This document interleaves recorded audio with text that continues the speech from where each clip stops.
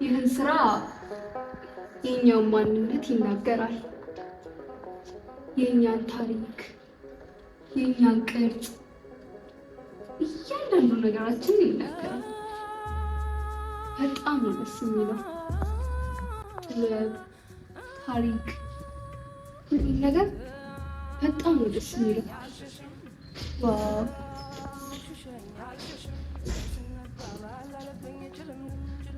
እኔ የሚለው ቆንጆ ከቅድም ብሎ ዝም ብዬ ሳይሽ እዚህ ስዕል ላይ በጣም ብዙ ሰዓት ፈጀሽበት እና ዝም ብዬ ሳይሽ የታሪክ አፍቃሪ ትመስያለሽ። እዚህ ስዕል ላይ እንደዚህ እንድትመሰጪ ያደረገሽ ነገር እኔ አልገባም። አደራሽን ሲመስለኝ የታሪክ አፍቃሪ ስለሆንሽ የአባቶቻችን ማስታወሻ የእነሱ ክንድ መሆንሽን አውቀሽ ታሪካችን፣ ቅርሳችን፣ ማንነታችን የሚባሉ ነገሮች እንዳይበላሹ ጠብቂ አደራሽን።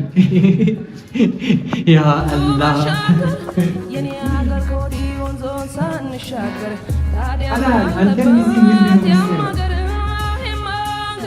እስቲ ስሞትልህ ስቀበር አንተ ልጅ ዛሬን ከኔ ደረ ገላ ገላ ገላ ገላ ገላ እርቦኛ ወኛ አንተን ካላየው አልበላ ሀገር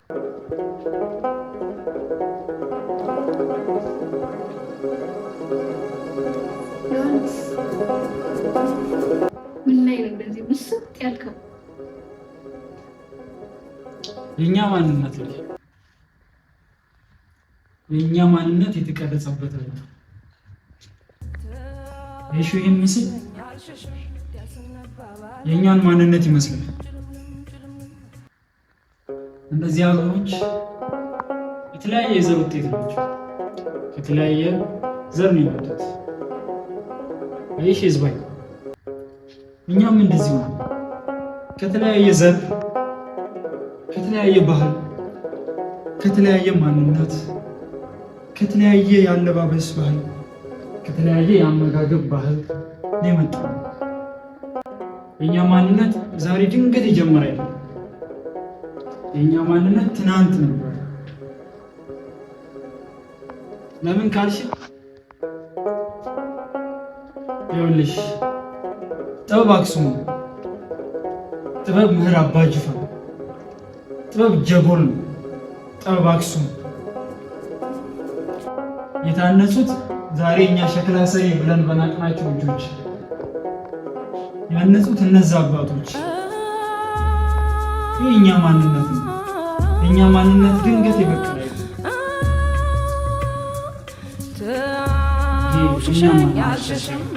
በዚህ ማንነት ግን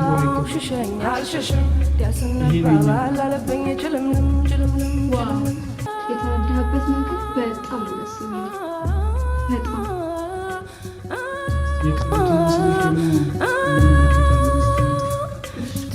ተውሽሸኝ አልሸሽም ተውሽሸኝ አልሸሽም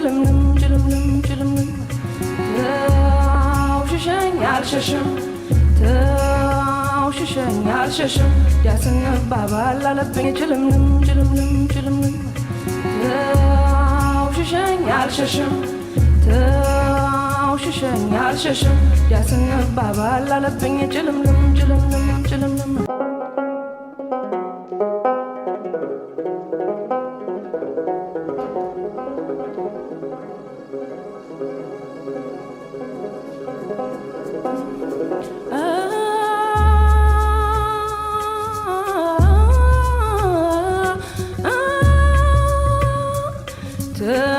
ተውሽሸኝ አልሸሽም ተውሽሸኝ አልሸሽም ያስነባባል አለብኝ ችልምንም ተውሽሸኝ አልሸሽም ተውሽሸኝ አልሸሽም ያስነባባል አለብኝ ችልምንም አንተ አገር ወዲያ ከወንዙ ባሻገር የኔ አገር ከወዲህ ወንዞን ሳንሻገር ታዲያ ምን አለበት? ያ ረቢ አላህ አንተ ተመልከት። እኛ እርስ በራሳችን አንድ መሆን እንደቻልን እርስ በራሳችን እንደምንባላ ዓለም እየዘገበ ነው። ተመልከት አንተ።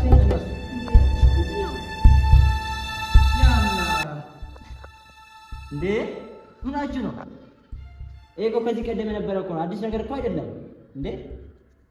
ትናንት የነበረ ከዚህ ቀደም የነበረ ለትናንት ያለፈ እኮ ነው። ዛሬ ላይ ለትውልዱ የቀረበው እኮ ለእኛ ማለት ነው። ይሄን ነገር እናስቀጥለው ወይ ነው? ይሄ እኮ ጥላቻው ንግግር ነው። አዲስ ነገር አይደለም። ምናችሁ ነው? አስተውሉ እንጂ ከና አሁን ይሄ ውሸት ነው ለማለት ነው። አሁን እኛ እርስ በራስ ይዋደዳል። አንተ ይሄ እውነት ነው፣ ወላሂ ይሄ እውነት ነው። እኛ አንድ መሆን ያልቻለ ሰዎች ነን። ስለዚህ ይሄ እውነት ነው፣ አምኖ መቀበል ያስፈልጋል። ከና እንዴ ምን እየሆን ነው? ሁላችንም የመጣንበትን እናስተውል እንጂ ይሄ የምትመለከቱት ጥበብ እኮ የኛ ማንነት ነው። ጥላቻ የሚያድገው ፍቅር በሌለበት ብቻ ነው።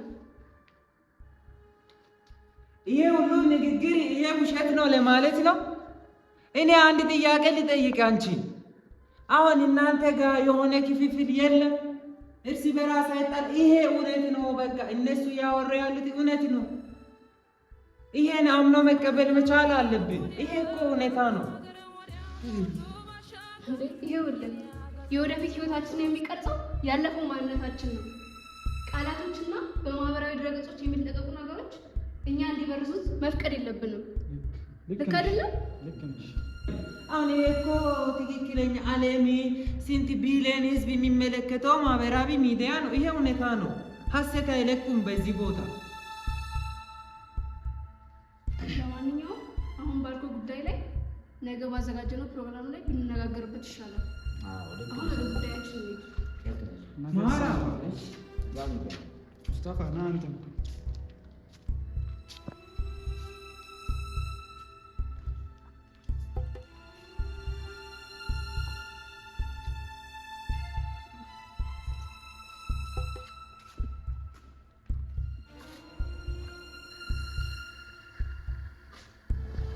እነሱ ዳቂዎች ናቸው። ቆሻሻን የሚሰበስቡ አፈርን ሰብስበው ጭቃ የሚጠፈጥፉ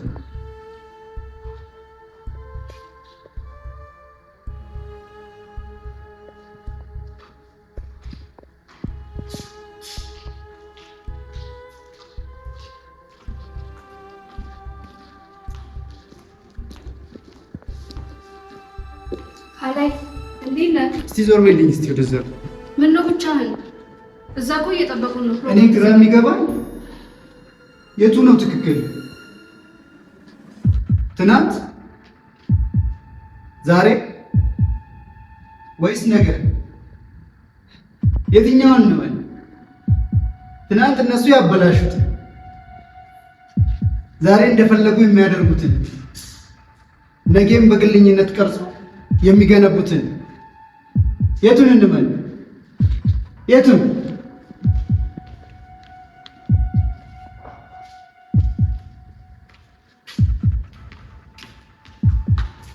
አለይ አለይ አለይ ምን ነው? አለይ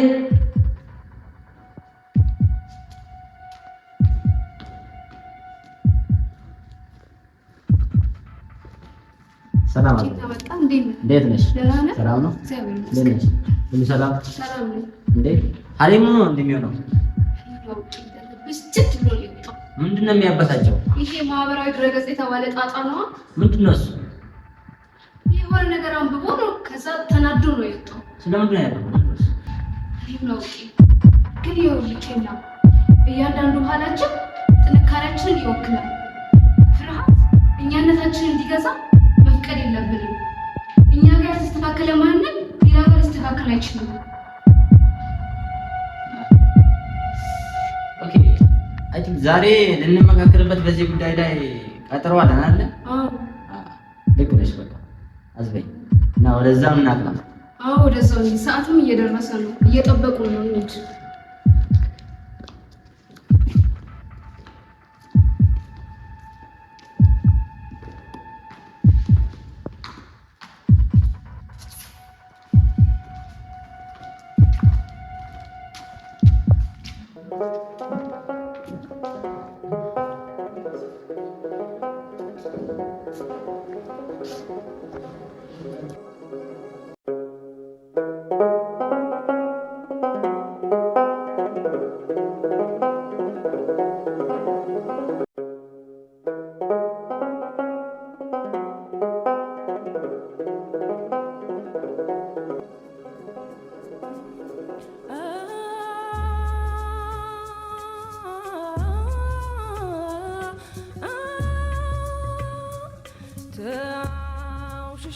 እንዴት ናችሁ?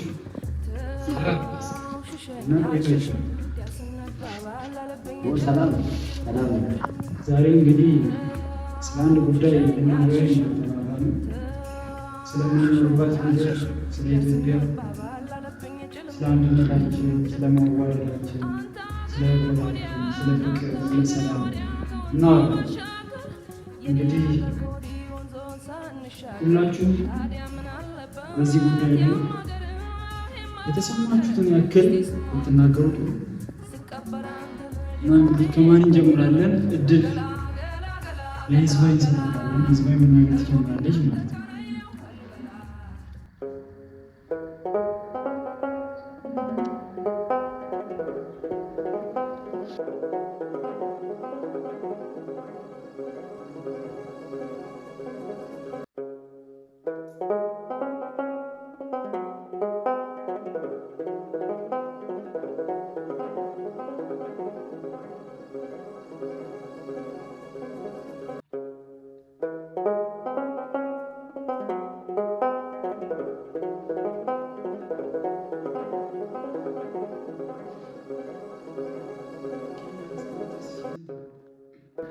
የምላችሁ ቆይ ግን እስከ መቼ ነው በዚህ በጥላቻ ንግግር አዘቅት ውስጥ የምንገባው?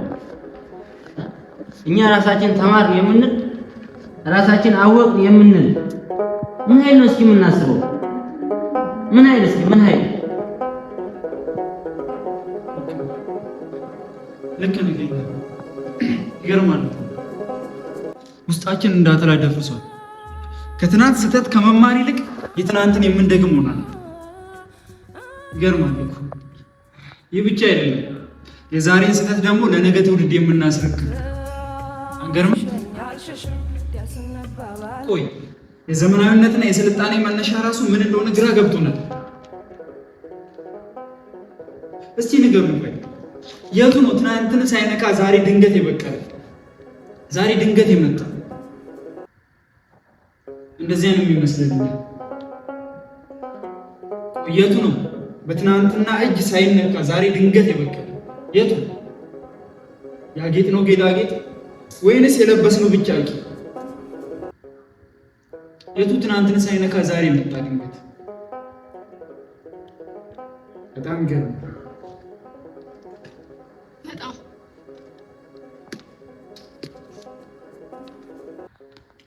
እስቲ ይሄን ሸክላ ተመልከቱት። ይሄ ሸክላ ጥንካሬያችንን ይወክላል። አስባችሁታል? እንዴት ነው ሸክላ ደግሞ ከመቼ ጀምሮ ነው ጥንካሬ ማውራት የጀመረው? እናንተ ሰዎች ዛሬ ግራ ያጋባችሁ ነው። ኋላ ቀሪ ትናንት ታሪክ ሸክላ ጥንካሬ ይናገራል። እንዴት? ይሄ ሁሉ ሙስጠፋ፣ ሁላችሁም ማወቅ ያለባችሁ ይሄ ሸክላ እንዲህ ተውቦ ከማየታችን በፊት አፈሩ በዱላ ይመታል።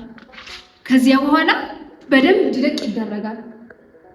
ከዚያም በሙቀጫ ውስጥ ይወቀጣል። ከተወቀጠም በኋላ በወንፊት ይጣራል።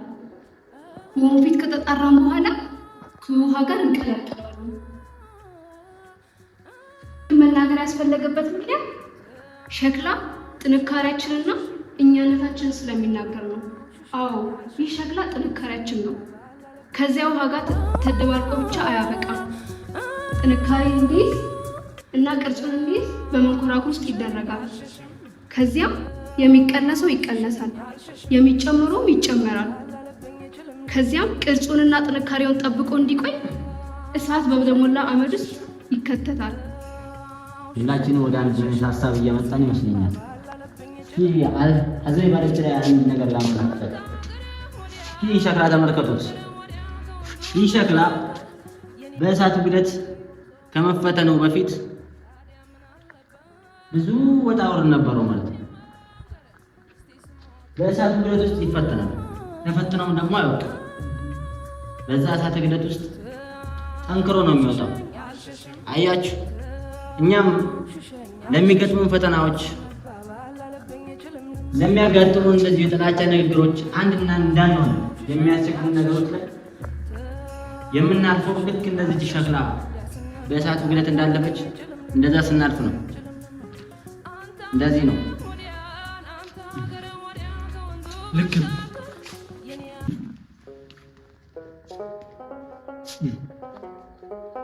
ሁለቱም ያሉት ልክ ነው። ወንድሞቻችን እህቶቻችን፣ ይህ ሸክላ የኛ ማንነት ነው። የምንኖርባት ምድር ኢትዮጵያ። ደግሞ የሚገርመው ይችን ምድር ያስረከቡን ይሄን ሸክላ እንዲህ ያስጌጡት ያስዋቡት አባቶቻችን ናቸው። ይሄ ሸክላ የኛ ማንነት ነው። ቢገባን ሸክላ ሰሪን መናቅ የምንኖርባትን ምድር መናቅ፣ ኢትዮጵያን መናቅ። ሸክላ ሰሪን አንንቅም። ሸክላ ሰሪ የኛ ማንነት የያዘ ነው። ሸክላ የኛ ማንነት ነው። የኛ አንድነት፣ የኛ ህብረት መገለጫ። ወንድሞች እስቲ ኑ ተነሱ። አያችሁት? ይህን ህፃን አያችሁት? ይህን ሸክላ አያችሁት? ተመልከቱት። ይህን ሸክላ የሰሩት የኛ እናቶች፣ የኛ አባቶች ናቸው። ወላሂ ወዳጆች አፉ በሉኝ። ወላሂ ብላሂ አፉ በሉኝ። እኔ ስላልገባኝ ነው። እውነት ለመናገር ትላንት ከተለያየን ወዲህ ብዙ ሲያሰላስል ነበር። ስለዚህ አፉ በሉኝ። እኔ አጥፍቻለሁ። በሉኝ። ወላሂ አፉ በሉኝ።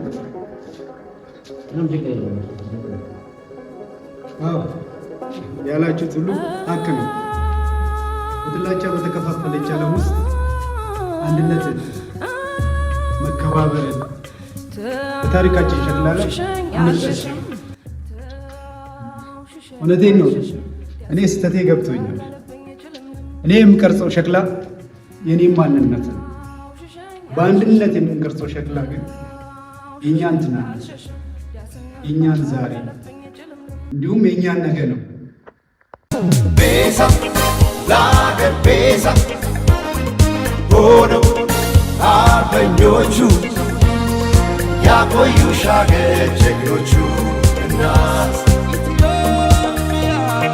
ቤዛ ለአገር ቤዛ ሆነው አርበኞቹ ያቆዩሽ አገር ጀግኖቹ እናት